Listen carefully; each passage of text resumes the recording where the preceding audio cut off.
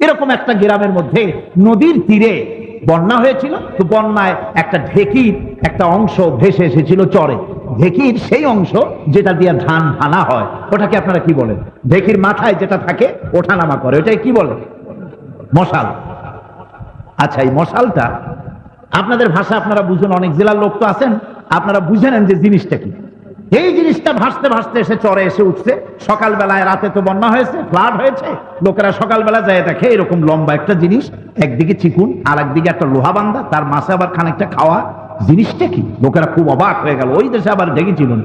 তারা খুব চিন্তায় পড়ে গেল, আল্লাহ এ কি কলেরা না বসন্ত, কোন বিপদে পড়ে গেল।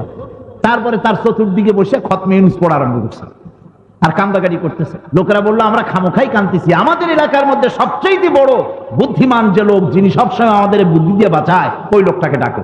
এই লোকটাকে ডাকা হলো। কি তোমরা এখানে কি হয়েছে? বলে, ভাই দেখেন এই অবস্থা, আমরা তো কোন গজব নাজিল হয়েছে আমরা তো চিনতে পারলাম না।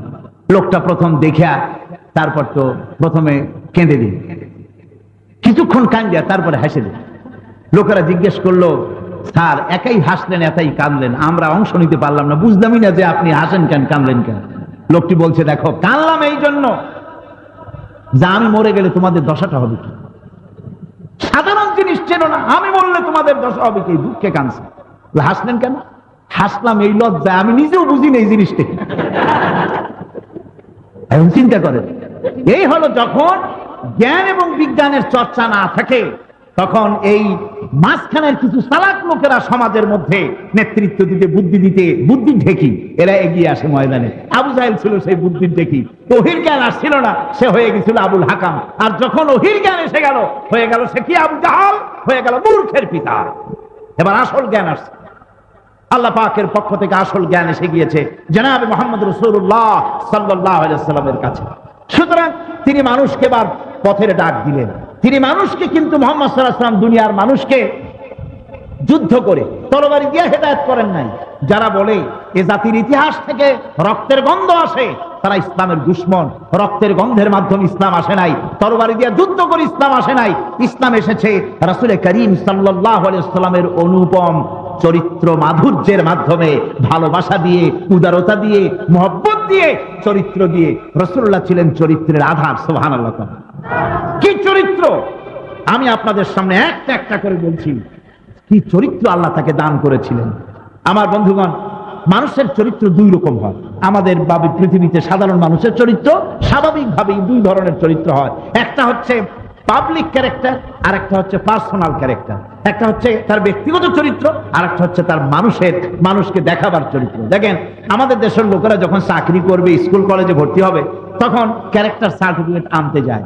ক্যারেক্টার সার্টিফিকেটের উপরে যারা সই করেন আমাদের দেশে, তাদের অনেকের নিজেদেরই ক্যারেক্টারের কোনো বালাই নেই, ঠিক কিনা? অন্যের চরিত্রে একটা সই দিয়ে দিল। রাসূলের চরিত্র এইরকম ছিল না। সুবহানাল্লাহ, কি চরিত্র! এই পৃথিবীর বুকে এমন কোন নেতা নাই, এমন কোন ব্যক্তি নাই যিনি বলতে পারবেন আমার জীবনের সব কথা মানুষকে খুলে বলে দাও। পৃথিবীর ভিতরে বিশ্বনবী জনাবে মুহাম্মদুর রাসূলুল্লাহ সাল্লাল্লাহু আলাইহি ওয়াসাল্লাম তিনি বলেছেন, ও আমার সাহাবীরা, ও আমার স্ত্রীরা, রাতের আধারে তোমরা আমার ভিতরে যে আচরণ দেখতে পাও আর দিনের আলোতে আমার ভিতরে যা দেখতে পাও, সবগুলি মানুষের কাছে খুলে বলে দাও। রাসূলের চরিত্র হলো দ্বীপ্রহরের সূর্যের মতো দীপ্তমান, পৃথিবীর সমস্ত মানুষের সামনে স্পষ্ট রাসূলের চরিত্র। একজন পুরুষের চরিত্র কত ভালো, এর সাক্ষীটা সবচাইতে কে ভালো দিতে পারে? কোন সবচাইতে স্ত্রী ভালো সাক্ষী দিতে পারে।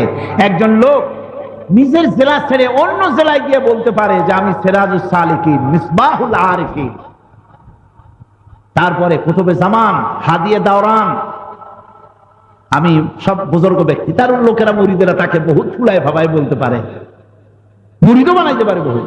কিন্তু স্ত্রীকে গিয়ে যদি বলে যে বহুত লোক আমার কাছে মুরিদ হয়, তোমার কি হয়েছে, তুমি আমার কাছে মুরিদ হও না, আমি তো একজন পীর, আমার কাছে মুরিদ হও। স্ত্রী তখন বলবে, দেখেন আপনি পীর নাকি এই ধান্দাবাজি অন্য জায়গায় গিয়ে করেন, আমি খুব ভালো করে বুঝি। স্ত্রীকে ফাঁকি দেওয়া যায় না। স্ত্রী তার স্বামীর ভেতরে এবং বাইরে সবটাই জানে, কথা ঠিক কিনা?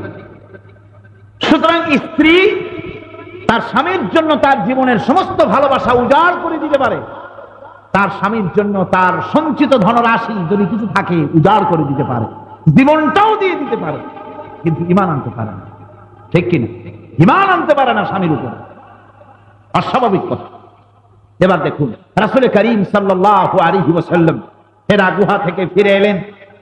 হযরতে খাদিজার কাছে এসে তিনি কাঁপতেছিলেন আর বলতেছিলেন, আমাকে তাড়াতাড়ি করে ঢেকে দাও। হুজুর সাল্লাল্লাহু আলাইহি ওয়াসাল্লামের চোখ মুবারক বড় হয়ে গিয়েছিল, শরীর কাঁপতেছিল, গায়ে জ্বর উঠে গিয়েছিল। হযরতে খাদিজা তাকে ঢেকে দিলেন আর জিজ্ঞেস করলেন, আবুল কাসিম, আপনার কি হয়েছে? কাঁপছেন কেন? আপনার চেহারায় ভীতির ছাপ কেন? হুজুর বললেন, আমি এভাবে একজন জ্যোতির্ময় এক লোক দেখেছি, এত সুন্দর চেহারা এবং এই ধরনের ব্যক্তি আমি কোনোদিন দেখি নাই। সে আমাকে চেপে ধরেছে, আমি ব্যথা পেয়েছি, আমি ভয় পেয়েছি। হযরত খাদিজা কি সাক্ষীটা দিচ্ছে দেখুন। হযরত খাদিজা বলছেন, আবুল কাসিম, ভয় পাওয়ার কোনো কারণ নাই। আপনাকে কোনো জিন অথবা কোনো দুষ্ট শয়তান আপনার কোনো অনিষ্ট করতে পারে না, কারণ আপনি সত্য কথা বলেন, আপনি বিধবাদেরকে আশ্রয় দেন, এতিম মিসকিনদেরকে খেতে দেন, মানুষকে ভালোবাসেন, প্রতিবেশীর হক আদায় করেন। আপনার অনিষ্ট কোনো শয়তান আর জিনেরা করতে পারে না। স্ত্রীর সাক্ষী। রাসূল করিম যখন হযরত খাদিজার কাছে নিজে নবুয়তের কথা পেশ করলেন, যে আল্লাহ পাক আমাকে নবী বানায়েছেন, হযরতে খাদিজা তিনি কি বুদ্ধিমতী ছিলেন না বুদ্ধি ছিল না? সুবহানাল্লাহ। বুদ্ধিমতী শুধু নয়, এক তো বুদ্ধিমতী না হলে পয়সা আসে কেমনে? বোকা মানুষের পয়সা হয় না। সেই যুগের ধনশালিনী মহিলা, বিদুষী মহিলা, যেই যুগে নারীর সতীত্ব বলতে কিচ্ছু নাই, সেই যুগে তাকে কাফেরেরা বলেছে তাহেরা, সমাজের লোকেরা বলেছে পবিত্রা। তার বয়স তখন 40 বছর, আর হুজুরের কত? তাহলে 40 বছরের একটা মেয়ে লোক বুদ্ধির দিক থেকে খুব কাঁচা নাকি? হুজুরকে চিনতে তার কষ্ট হয়নি। 15 বছর পর্যন্ত ঘর গৃহবাস করেছেন হুজুরের সাথে। 15 বছর পর রাসূলের 40 বছর বয়সের সময় নবুয়তের দাওয়াত যখন হযরত খাদিজার সামনে পেশ করলেন, হযরত খাদিজা এক মুহূর্ত দেরি করেন নাই, এক সেকেন্ড দেরি করেন নাই, সাথে সাথে বলেছেন, লা ইলাহা ইল্লাল্লাহু মুহাম্মাদুর রাসূলুল্লাহ। হযরতে খাদিজা বলেছেন, আবুল কাসিম, আমি আগের থেকেও চিন্তা করেছি আপনার যে চরিত্র তা কোনো সাধারণ মানুষের চরিত্র না। বেশক আপনি আল্লাহর নবী, তাতে কোনো সন্দেহ নাই। নবী ছাড়া এত সুন্দর চরিত্র কোনো সাধারণ মানুষের হতে পারে না। আমার ভাইরা, হযরতে খাদিজা রাদিয়াল্লাহু তাআলা আনহার অবদান, রাসূলের উপরে কি বিরাট অবদান ছিল। ধনরাশি হযরতে খাদিজার যা ছিল সব উৎসর্গ করেছেন তিনি রাসূল করিম সাল্লাল্লাহু আলাইহি ওয়াসাল্লামের জন্য। আমি যখন প্রথম হেরা পাহাড়ের সেই গুহায় পৌঁছে গিয়েছিলাম, যেখানে প্রথম ওহী নাজিল হয়, শীতের মৌসুমে উঠেছি, তাও জামা কাপড় সব ভিজে একাকার হয়ে গিয়েছে। উরু দুটো ফেটে যেতে চেয়েছে কষ্টে, এত উঁচু পাহাড়। সেই পাহাড়ে গুহার ভিতরে ঢুকে রাসূল করিম সাল্লাল্লাহু আলাইহি ওয়াসাল্লামের কথা মনে হওয়ার আগে, ওই গুহা এমন একটা গুহা যেখানে 2 জন মানুষ জামাতে নামাজ পড়তে পারে, 2 জন মানুষ একসাথে নামাজ পড়তে পারে, একসঙ্গে বসতে পারে, এরকম একটা ছোট্ট গুহা, স্বল্প পরিসর একটি গুহা। ওখানে গিয়ে হুজুরের কথা মনে আসার আগে আমার মনে পড়লো হযরতে উম্মুল মুমিনিন খাদিজাতুল কুবরা রাদিয়াল্লাহু তাআলা আনহার কথা আমার মনে পড়ে গেল। আমার চিন্তা হলো, রাসূল তো পুরুষ মানুষ, প্রতিদিন তার পক্ষে ওঠানামা করা এটা স্বাভাবিক কথা, যখনই খুশি উঠতে পারেন, নামতে পারেন। কিন্তু মা খাদিজা প্রতিদিন কষ্ট করে কাফেরদের চোখ এড়ায়া তিনি কি করে এত কষ্ট করে এই খাদ্য পরিবেশন করতেন রাসূল করিম সাল্লাল্লাহু আলাইহি ওয়াসাল্লামের জন্য, ওনার কথাই প্রথম মনে হলো, আর চোখ থেকে দরদর করে পানি পড়তে লাগলো। হযরত খাদিজা কদর করেছেন স্বয়ং আল্লাহ পাক। একদিন রাসূলুল্লাহ বসে আছেন, হযরতে জিবরাইল আসছেন, জিবরাইলের সঙ্গে হুজুর কথা বলছেন। হযরতে জিবরাইল বলছেন, কথাবার্তা শেষ করে হুজুর সাল্লাল্লাহু আলাইহি ওয়াসাল্লামকে বলছেন যে আমি এখন চলে যাই, আমি দেখতে পাচ্ছি খাদিজা আসতেছে আপনার খাবার। খাদিজা যখন আপনার কাছে এসে যাবে, আমি বিদায় হচ্ছি। খাদিজা যখন আপনার কাছে পৌঁছে যাবে, আপনি খাদিজাকে বলবেন, আল্লাহ রাব্বুল আলামিন আমার মাধ্যমে আজকে খাদিজাকে সালাম জানিয়েছেন। আল্লাহর সালামটা বলে আমি জিবরাইলের সালামটাও হযরত খাদিজার কাছে আপনি পেশ করবেন। হযরত জিবরাইল চলে গেলেন। হযরত খাদিজা যখন গুহার ভিতরে প্রবেশ করলেন, হুজুর সাল্লাল্লাহু আলাইহি ওয়াসাল্লাম বললেন, খাদিজা, আজকে তোমার জন্য দারুণ সুসংবাদ। তিনি বললেন, আমার জন্য কি সুসংবাদ? হুজুর বললেন এই মাত্র জিবরাইল চলে গেলেন, জিবরাইল আমাকে বলে গেলেন আল্লাহ পাক তোমাকে সালাম জানিয়েছেন। হযরতে খাদিজা ডুকরে কেঁদে উঠলেন আর বললেন আমার নারী জন্ম সার্থক হয়েছে, আল্লাহ আমাকে সালাম বলেছেন। আমি হে রাসূল আল্লাহর সালামের জবাব কিভাবে দিতে হয় তা তো আমি জানি না। কত বুদ্ধিমতী তিনি, কিন্তু একথা বলেন নাই হুজুর জিবরাইল আসতে বলে দিবেন আমি আল্লাহকে ওয়ালাইকুম আসসালাম বলেছি। না, হুজুর আল্লাহর সালামের জবাব কেমনে দেয় তা তো আমি জানি না। জিবরাইল আসলে যেরকম সালামের জবাব দিলে হয় আপনি আমার পক্ষ থেকে আল্লাহকে সালামের জবাব পাঠাবেন। সুবহানাল্লাহ ওয়া বিহামদিহি। রাসূল করিম সাল্লাল্লাহু আলাইহি সাল্লাম তিনিও খাদিজার অবদান, আল্লাহ তার অবদানের কদর করেছেন, আল্লাহ পাক তাকে মর্যাদা দিয়েছেন। এবং রাসূল করিম সাল্লাল্লাহু আলাইহি ওয়াসাল্লাম সারা জীবন খাদিজাকে কখনো ভুলে যান নাই। আয়েশা সিদ্দিকা রাদিয়াল্লাহু তাআলা আনহা বলেছেন আমাদের বাড়িতে গোশত রান্না খুব কম হতো, ভাগ্যের জোরে কোনোদিন যদি এই দুম্বা বা ছাগল জবা হতো, রাসূল সাল্লাল্লাহু আলাইহি ওয়াসাল্লাম জবাহ করে গোশত ভাগটাক করে ওই গোশতের টুকরা একটা পোটলা বানায়া মদিনায় খুঁজে বেড়াতেন খাদিজার বান্ধবীরা কোথায় আছে, খাদিজার বান্ধবী কোথায় আছে, খুঁজে গিয়ে সেখানে তিনি এই গোশতটুকু দিয়ে আসতেন। হযরতে আয়েশা বলেন এক রাত্রে আমি হুজুর আমার কাছে শুয়েছিলেন, আমি ঘুমের থেকে জেগে দেখি হুজুর নাই, কোথায় গেলেন? খুঁজতে খুঁজতে তারপরে কোন স্ত্রী ঘরে গেলেন নাকি, কোন স্ত্রী ঘরে পেলাম না। তারপরে আমি গেলাম মসজিদ নববীর মধ্যে, যেয়ে দেখি জান্নাতুল বাকির ভিতরে হুজুর হাত তুলে মোনাজাত করছেন, আমিও পিছনে হাত তুললাম, শুনতেছি রাসূলুল্লাহ মোনাজাত করতেছেন, বহু দোয়া করে।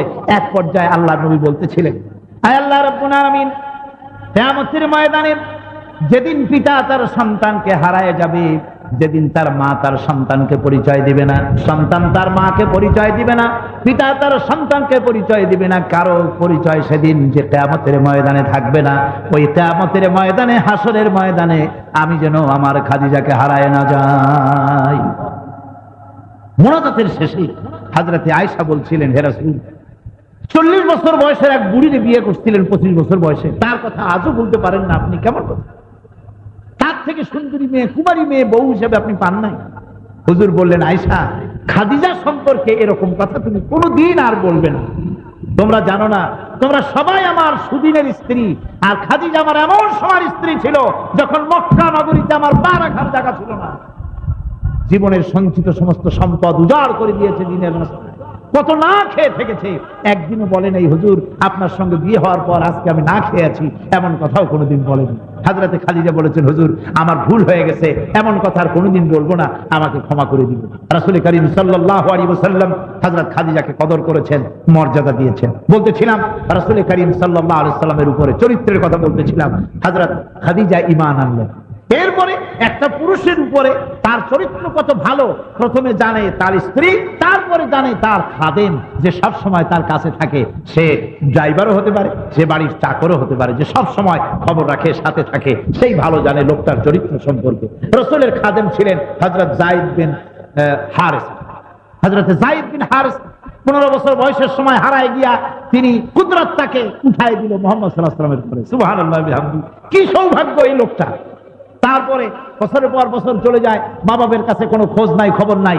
কোথায় সেই ছেলে খবর পেল যে মুহাম্মদ সাল্লাল্লাহু আলাইহি ওয়াসাল্লামের কাছে মক্কা শরীফে আছে। তারপরে তারা আসলো হুজুরের কাছে, এসে বলছে শুনলাম আপনার কাছে নাকি, হুজুর তখন নবী হন নাই, আপনার কাছে নাকি আমাদের যায়েদ আছে, আপনি যদি ফিরিয়ে দিতেন। হুজুর বললেন অবশ্যই, যায়েদকে আমি ডাকি, যায়েদ যদি তোমাদের চেনে আর তোমাদের সাথে যেতে চায় অবশ্যই যেতে পারবে। তবে যায়েদ যদি যেতে না চায়, আমার কাছে থাকতে চায়, আমি এমন লোক না যে কেউ আমার কাছে থাকতে চাইবে আর আমি জোর করে তাকে তাড়াই দেবো, আমি সেরকম লোক না। যেতে চাইলে যেতে দেবো, আর যদি থাকতে চায় সে থাকবে। যায়েদের পিতা বললেন আপনি ইনসাফের কথা বলেছেন। হযরত যায়েদকে ডাকা হলো। যায়েদ চিনতে পারলেন আমার পিতা, আমার চাচা। তারা বললেন তুমি চলো, তোমাকে আমাদের, তোমার মা কাঁদতেছে, তোমার বাড়ি ঘর সবকিছু তুমি ফিরে পাবে, তুমি চলো। তিনি বললেন, হযরত যায়েদ তখন বললেন হ্যাঁ আমার আব্বাজান, গোটা দুনিয়াটা যদি আমাকে দেওয়া হয়, তার বিনিময়ে এই লোকটির কাছে আমি যে ব্যবহার পেয়েছি, যে ভালোবাসা পেয়েছি, যে স্নেহ পেয়েছি, আমি এই লোকটির কদম মোবারক ছেড়ে আমি কোথাও যেতে রাজি নই। এবার চিন্তা করেন, বাপের সাথে যেতে রাজি না, মায়ের সাথে যেতে রাজি না, এই লোকটির কদমের কাছে থাকতে চায়, তাহলে তার ব্যবহারটা কি? যে ব্যবহার সম্পর্কে হযরত আনাস রাদিয়াল্লাহু তাআলা আনহু বলেছেন 10 বছর খেদমত করেছি রাসূলুল্লাহ। 8 বছর বয়সের সময় খাদেম হয়ে তিনি রাসূলের ঘরে আসছেন, আর সেইখান থেকে নিয়ে 10 বছর পর্যন্ত খেদমত করছেন। কি সৌভাগ্যবান হযরত আনাস রাদিয়াল্লাহু তাআলা। আপনারা এই সব ছেলেবেলের এরকম নাম রাখেন, সাহাবীদের নামের সাথে মিশাই, আজকে যে কি হাবিজাবি নাম শুরু হয়েছে, ঠিক কিনা? পত্রিকা খুললে দেখা যায় শুভ রহমান, তারপরে কৌশিক আহমদ, সাগর হোসেন, বাতাস খাতুন, অক্সিজেন বেগম, কি সব হাবিজাবি বাংলা ইংরেজি মিশাইয়া সর্বনাশ করছে। সাহাবাই কিরামদের কি আনকমন নাম, কি সুইটেবল নাম, কত সুন্দর নাম। আনাস, আম্মার, যায়েদ, জুবাইর, কি বলেন সুন্দর নাম না? কি সব নাম রাখেন, বরকত হবে। আমার বন্ধুগণ, হযরত আনাস রাদিয়াল্লাহু তাআলা আনহু 8 বছর বয়সের সময় হুজুরের খেদমতে এলেন। তিনি হুজুরের তাহাজ্জুদের নামাজের উযুর পানি গরম করে দিতেন, জুতা জোড়া আগায় দিতেন, জামাটা হাতে তুলে দিতেন। এজন্য গভীর রাত্রে জাগতে তার কোনো কষ্ট হতো না। কতটা মোহব্বত থাকলে এটা সম্ভব হয়। হযরত আনাস বলেছেন 8 বছর বয়সের সময় তিনি খাদেম হয়ে এলেন। ছোট্ট মানুষ, তার তো ভুল হওয়া স্বাভাবিক, হুজুরের মন মতো কাজ তার নাও হতে পারে। কিন্তু তিনি বলছেন 10টি বছর পর্যন্ত রাসূলের খেদমত করলাম, একদিনের জন্য আল্লাহর নবী বলেন নাই ধমক দিয়া, হুকুমের স্বরে ধমক দিয়া রাগত স্বরে বলেন নাই এটা কেন করেছো অথবা এটা কেন করো নাই। সুবহানাল্লাহ বলে। কি নবী আমার, কি চরিত্র! ওয়া ইন্নাকা লাআলা খুলুকিন আযীম। সবচেয়ে উন্নত মানের পূত পবিত্র চরিত্রের উপর আপনাকে প্রতিষ্ঠিত করা হয়েছে, চরিত্রকে মোকাম্মল করা হয়েছে রাসূল করিম সাল্লাল্লাহু আলাইহি ওয়াসাল্লামকে দিয়ে। একবার হুজুর জিজ্ঞেস করছিলেন সাহাবীদেরকে, এই কাজটা করলা না কেন?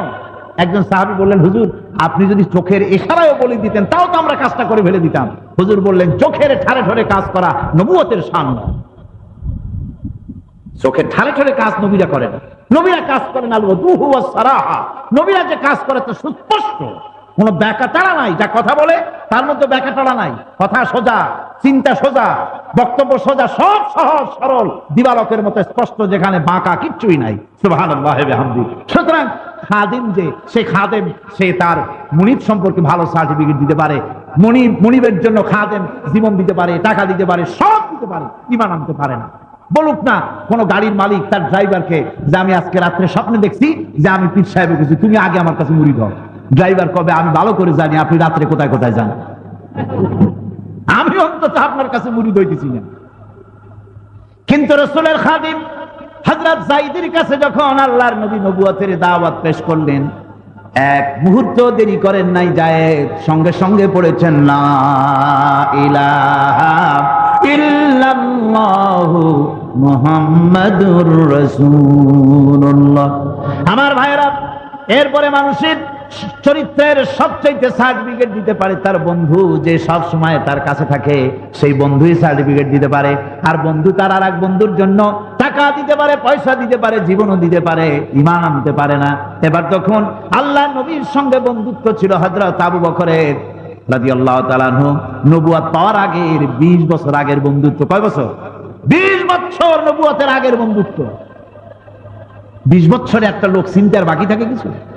নবী যখন তার সামনে নবুয়তের কথা পেশ করলেন, নবুয়তের দাওয়াত দিলেন, বন্ধু আবু বকর রাদিয়াল্লাহু তাআলা আনহু এক মুহূর্ত দেরি করেন নাই, বলেছেন আপনার যে চরিত্র লক্ষ্য করে এসেছি বিগত 20 বছর ধরে, সাধারণ মানুষের চরিত্র এমন হতে পারে না। আপনি নিঃসন্দেহে আল্লাহর নবী, কোনো সন্দেহ নাই। আমিও পড়ে নিলাম আশহাদু আল্লা ইলাহা ইল্লাল্লাহু ওয়াহদাহু লা শারীকা লাহু ওয়া আশহাদু আন্না মুহাম্মাদান আবদুহু ওয়া রাসূলুহু। ভাইরা আমার, রাসূল করিম সাল্লাল্লাহু আলাইহি ওয়াসাল্লামের চরিত্রের উপরে সাহাবায়ে কেরামদের কত কনফিডেন্স, তার চরিত্রের উপরে কতখানি বিশ্বাস, কত গভীর। হুজুর বসে আছেন কাবা শরীফকে সামনে নিয়ে, আবু জাহেল এসে জিজ্ঞেস করছে, মুহাম্মদ সাল্লাল্লাহু আলাইহি ওয়াসাল্লাম প্রত্যেক দিনই তো নতুন নতুন কথা কও, আজ কি কোনো নতুন কথা আছে নাকি? হুজুর বললেন, হ্যাঁ নতুন কথা আছে। কি কথা? আজকে শেষ রাত্রি জিবরাইল আসছিল আমার কাছে, আইসে আমারে কইল মসজিদে আকসায় যেতে হবে, সেখান থেকে আমার নাকি মেরাজ হবে। আমারে নিয়ে গেল মসজিদে আকসায়, জেরুজালেম, সেখানে গিয়ে আমি নামাজ পড়ালাম। তারপরে ওখান থেকে আমার মেরাজ হলো, 7 আকাশ পাড়ি দিলাম, আর সে আজিমে গেলাম, আল্লাহর সঙ্গে কথা বললাম, বেহেশত দোজখ দেখলাম। তারপরে আমি এই ফিরে কেবল আইসা ফজরের নামাজ পড়লাম। আবু জাহেল কয় যে এতদিন পাগল মনে করতাম, কোনো সবুত ছিল না, এখন একেবারে ডকুমেন্ট পেয়ে গেলাম, প্রমাণ পেয়ে গেলাম তুমি বদ্ধ পাগল।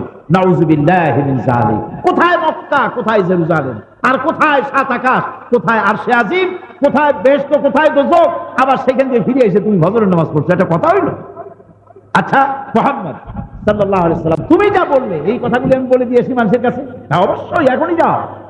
আবু জাহেল মনে করলো এইটা হলো গোল্ডেন অপরচুনিটি, দৌড়ায় গেল হযরত আবু বকরের কাছে যে এই লোকটারে যদি বিভ্রান্ত করতে পারি, এইটা তো আসল লোক, কেন যদি বিভ্রান্ত করতে পারি তো দারুণ একটা প্লাস পয়েন্ট হবে কাফেরদের জন্য। চলে গেল তার কাছে, যে বলছে আবু বকর শুনছো? বলে কি? বলে তোমার মুহাম্মদ সাল্লাল্লাহু আলাইহি ওয়াসাল্লামের অবস্থায় এইরকম কথা বলেছে। হযরত আবু বকর বলছিল, আবু জাহেল যা তুমি বললে মুহাম্মদ সাল্লাল্লাহু আলাইহি ওয়াসাল্লাম এটা বলেছেন? বলে হ্যাঁ। রাসূল যদি এরকম কথা বলে থাকে তাহলে অবশ্যই তার মেরাজ হয়েছে, কোনো সন্দেহ না। আবু জাহেলকে হাত ধরে চল, হুজুরের কথা বলছেন কিনা গিয়ে শুনবো। তারপরে কাবা শরীফে গেলেন, জিজ্ঞেস করলেন হুজুর আপনি কি বলেছেন? হুজুর বললেন এভাবে এভাবে, আমার মেরাজের ঘটনা তিনি শুনালেন। হযরত আবু বকর বললেন, হুজুর আপনি সত্য কথা বলেছেন, আপনার মেরাজ হয়েছে, আল্লাহ আপনাকে মেরাজ করিয়েছেন, আপনি সত্যবাদী, আপনি সত্য কথা বলেছেন। হযরত রাসূল কারীম সাল্লাল্লাহু আলাইহি ওয়াসাল্লাম বলছেন তুমি হচ্ছে সিদ্দিক। কতখানি বিশ্বাস হলে পরে এই অবিশ্বাস্য কথাও বিশ্বাস করে নিচ্ছে। অবিশ্বাস্য এই জন্য সাধারণ মানুষের মাথায় তো কথা ঢুকবে না। মেরাজটা এত কঠিন ব্যাপার যা সাধারণ মানুষের মাথায় ঢুকবে না, যার জন্য ঘটনাটা আল্লাহ শুরুই করেছেন সুবহানাল্লাযী আসরা বিআবদিহি লাইলাম মিনাল মাসজিদিল হারাম ইলাল মাসজিদিল আকসা ইলা আখিরিল আয়া।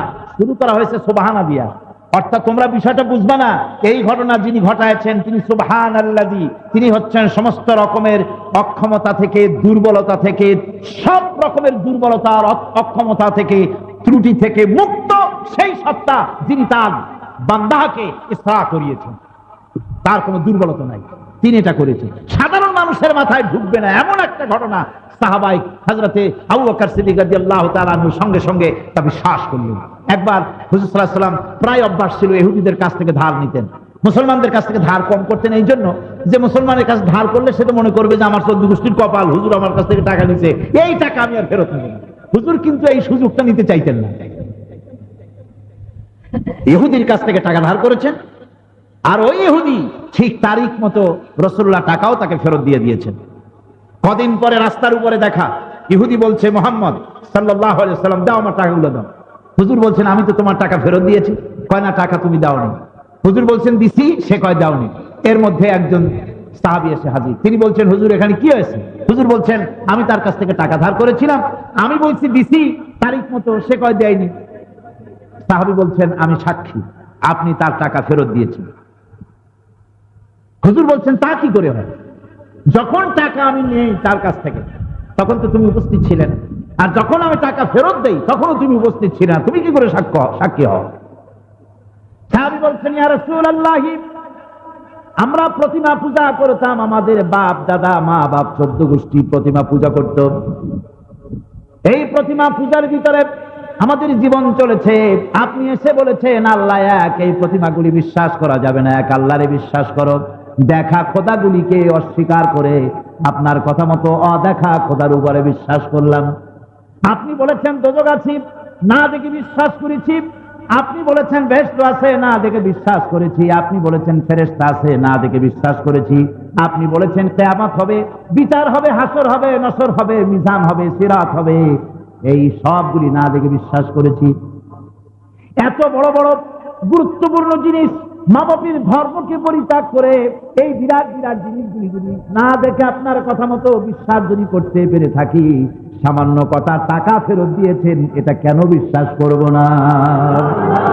ইহুদি বলছে আমি পরীক্ষা করেছি মাত্র, অবশ্যই আপনি আমার টাকা ফেরত দিয়েছিলেন, আপনি নবী, তাতে কোনো সন্দেহ নাই, আমি মুসলমান হয়ে গেলাম। লা ইলাহা ইল্লাল্লাহু মুহাম্মাদুর রাসূলুল্লাহ। মরুভূমির ভিতরে মানুষ চলবে, সাহারা মরুভূমির মধ্যে, বিশাল মরুভূমির ভিতরে মানুষ চলাফেরা করবে। মানুষ যেন মরুভূমিতে চলতে গিয়ে হারায় না যায়, ওই জন্য আল্লাহ রাব্বুল আলামিন মরুভূমির ভিতরে নিশানা তৈরি করে রেখেছেন। পাহাড়ের ভিতরে মানুষ হারায় যেন না যায়, সেই পাহাড়ের ভিতরে আল্লাহ রাব্বুল আলামিন গিরিপথ তৈরি করে রেখেছেন। সমুদ্রের ভিতরে মানুষ যেন হারায় না যায়, রাতের বা দিনের বেলায় তারা সূর্য দেখে দেখে পথ নিরূপণ করবে, রাতের বেলায় যেন গভীর সমুদ্রের ভিতরে হারায় গিয়ে প্রাণান্তকর দশা যেন না হয়। এই জন্য আল্লাহ রব্বুল আলামিন আকাশে তারকা খচিত করে রেখেছেন। তারকা দেখে দেখে নাবিকেরা পথ চলে সমুদ্রের ভেতরে। যে আল্লাহ রব্বুল আলামিন মানুষের চলার জন্য মরুভূমির ভিতরে নিশানা বানালেন, পাহাড়িয়া এলাকায় যিনি গিরিপথ তৈরি করলেন, নাবিক হারায় না যায়, আকাশে তারকা যিনি ঝুলিয়ে রাখলেন, সে আল্লাহ রাব্বুল আলামিন মানুষ জীবন চালাতে গিয়ে অর্থনীতির বাঁকে, রাজনীতির মোড়ে, সমাজনীতির বাঁকে বাঁকে মানুষ হোঁচট খেয়ে মরবে, আর আল্লাহ বুঝি সেই মোড়ে মোড়ে বাঁকে বাঁকে আলো জ্বালায় রাখবেন না। এটা পাগল চিন্তা করতে পারে, সুস্থ মানুষ চিন্তা করতে পারে না। এই জন্য রব্বুল আলামিন মানুষ যেন তার জীবনের বাঁকে বাঁকে, মানুষ যেন তার জীবনের মোড়ে মোড়ে কোথাও যেন হোঁচট না খায়, দাঁত মুখ না ভাঙে, প্রাণান্তকর দশা যেন না হয়। এই জন্য আল্লাহ রাব্বুল আলামিন মানুষের জীবনের বাঁকে বাঁকে যে আলো জ্বালায় রাখছেন, সে আলোটা কি শুনুন। قد جاءكم من الله نور وكتاب مبين قد جاءكم من الله نور। আমি আল্লাহর পক্ষ থেকে তোমাদের জন্য আলো এসেছে। সুবহানাল্লাহ কোন। আমি আল্লাহর পক্ষ থেকে তোমাদের জন্য আলো এসেছে। সে আলোটা কি বিদ্যুতের বিদ্যুৎ? সে আলো কি সূর্য? সেটা কি চাঁদ? না, সে আলো হচ্ছেন মুহাম্মদুর রাসূলুল্লাহ সাল্লাল্লাহু আলাইহি ওয়াসাল্লাম। তিনি হচ্ছেন আলো। ওয়া কিতাবুম মুবিন, আর একটা স্পষ্ট কিতাব আমি তোমাদের দিয়েছি। সেই কিতাবখানা কি? কোরআন। সেই কিতাবখানা কি? কোরআন। আর আলো যেটা দিলাম, আলো হলেন মুহাম্মদ সাল্লাল্লাহু আলাইহি ওয়াসাল্লাম। দেখুন, হুজুরকে কোরআন শরীফে বলা হয়েছে সিরাজাম মুনীরা। আমার আগে এখানে তেলাওয়াত করলেন যে কারি সাহেব, হযরত কারি আবুল হোসেন সাহেব, তার কিরাতের ভিতরে তিনি পড়েছেন, ইয়া আইয়ুহান নাবিয়্যু ইন্না আরসালনাকা শাহিদান ওয়া মুবাশশিরান ওয়া নাযীরা ওয়া দাইয়ান ইলাল্লাহি বিইযনিহি ওয়া সিরাজাম মুনীরা। সিরাজাম মুনীরা, আল্লাহ পাক বলছেন আপনি হচ্ছেন একটা প্রদীপ্ত, প্রজ্জ্বল, অনির্বাণ একটা শিখা, একটা প্রদীপ আমি আপনাকে বানাইছি। হুজুরকে আল্লাহ পাক একটা প্রদীপের সঙ্গে তুলনা করলেন, আপনি একটা প্রদীপ। অথচ হুজুর হচ্ছেন সবচেয়ে শানওয়ালা, বরকতওয়ালা নবী। তার সাথে তুলনা তো হওয়া উচিত ছিল সূর্যের সাথে। কমন সেন্স বলে আল্লাহ এভাবে বললে হয়তো ভালোই হতো যে আপনি হচ্ছেন সূর্যের মতো, কিন্তু আল্লাহ তা বলেন না। তিনি বলেছেন আপনি একটা প্রদীপের মতো। প্রদীপ তো আপনারা চেনেন, গ্রামের মানুষেরা বেশি চেনেন। প্রদীপ, চেরাগ, ওই যে আলো দিয়ে কোনো রকম করে জ্বালায়, যে টিম টিম করে জ্বলে। এই টিম টিম করে জ্বলা একটা ছোট্ট প্রদীপের সঙ্গে হুজুরকে তুলনা করা হয়েছে। কারণ কি? কারণ হলো সূর্য যত বড় হোক, তার আলো যত প্রখর হোক, কিয়ামত পর্যন্ত যদি সূর্য প্রচেষ্টা করে, নতুন একটা ছোট্ট সূর্য সে প্রসব করতে পারবে না। চাঁদের আলো যতই ভালো হোক, যতই স্নিগ্ধ হোক, যতই সুন্দর হোক না কেন, এই চাঁদ কিয়ামত পর্যন্ত চেষ্টা চালায় ক্ষুদ্র আরেকটা চাঁদের জন্ম দিতে পারবে না। ঠিক কিনা? আল্লাহ রাব্বুল আলামিন হুজুরকে চাঁদ এবং সূর্যের সঙ্গে তুলনা করেন নাই, করেছেন একটা প্রদীপের সঙ্গে। এই প্রদীপ, মনে করেন মধুবাগ রমনা থানায় একটা প্রদীপ আছে, সারা ঢাকা শহরে আর কোনো লাইট নেই, আলো নাই, বাতি নেই। সকলের, সমস্ত ঢাকাবাসীরা জানে যে রমনা থানার মধুবাগ এলাকায় একটা প্রদীপ জ্বলতেছে, ওখানে আর কারো কাছে আলো ছিল না। সমস্ত ঢাকাবাসীরা যখন যদি হাতে চেরাগ নিয়ে এখান থেকে আলো ধরবার জন্য যদি ছুটে আসে, তাহলে এই চেরাগের মালিক কি ভয় পাবে না কি যে সর্বনাশ, তাহলে তো আমার আলো শেষ? এরকম চিন্তা করবে কেউ? কেউ চিন্তা করবে না। ঢাকা কেন, খুলনা আসুক না, চিটাগং আসুক, সারা দুনিয়াও যদি আসে, তাহলে টিম টিম করা একটা বাতি থেকে বাতি নিতে পারবে কিনা, তার থেকে আরো বাতি ধরবে কিনা, তার থেকে আরো ধরা যাবে কিনা? যাবে। আল্লাহ রাব্বুল আলামিন সিরাজাম মুনীরা, রাসূলুল্লাহকে জ্ঞানের প্রদীপ বানালেন। এমন জ্ঞানের প্রদীপ বানিয়ে দিলেন, কিয়ামত পর্যন্ত এই জ্ঞানের আলো সারা পৃথিবীতে বিকিরণ হতে থাকবে। এই জ্ঞানের আলোর কোনো অভাব ঘটবে না, কোনো কমতি ঘটবে না। কোনো দুনিয়া যত আধুনিক হোক না কেন, রাসূলুল্লাহর জ্ঞান কখনো পুরানো হবে না, কখনো বাসি বলা যাবে না, সেকেলে বলা যাবে না। আজ পর্যন্ত পৃথিবীর কোনো বিজ্ঞানী, কোনো দার্শনিক বলতে পারে নাই যে নবীজির এই কথাটা বর্তমান যুগে অচল চলতে পারে না। বলেছে কেউ? বলতে পেরেছে? কেউ বলতে পারেনি যে রাসূলের ওই কথাটা বর্তমান যুগে অচল। তবে হ্যাঁ, এক শ্রেণীর লোকেরা এরকম বলে যে 1400 বছর আগের ব্যাপার স্যাপার বর্তমান যুগে অচল। কিন্তু তাকে যদি আপনি জিজ্ঞেস করেন এক কাপ চা খাওয়া, বাবাজি তুমি যে বললে যে ইসলামের কথা, রাসূলুল্লাহর কথা আজকে অচল, এই ধরনের পাইকারি কথা না কইয়া খুচরা কথা কও, কোনটা চলে না সেইটা কও। কোন জবাব দিতে পারবে? পারবে না। তাহলে বললো কেন? বললো কেন? বলার কারণ হলো, বলার কারণটা বলেছেন বিশ্বকবি, কবি সম্রাট আল্লামা ইকবাল রাহমাতুল্লাহ আলাইহি। তিনি বলেছেন এই বলার কারণটা কি? তিনি বলেছেন, উনহি কা মাহফিল সওয়ারতা হো চরাগ মেরি হ্যায় রাত উনকি, উনহি কা মাহফিল সওয়ারতা হো চরাগ মেরি হ্যায় রাত উনকি, उन्हीं का मतलब कह रहा हो जुबां मेरी है बात उनकी, उन्हीं का महफिल संवारता हो जुबान मेरी है बात उनकी। আমি অন্যের কথা বলি, उन्हीं का महफिल संवारता हो चराग मेरी है रात उनकी।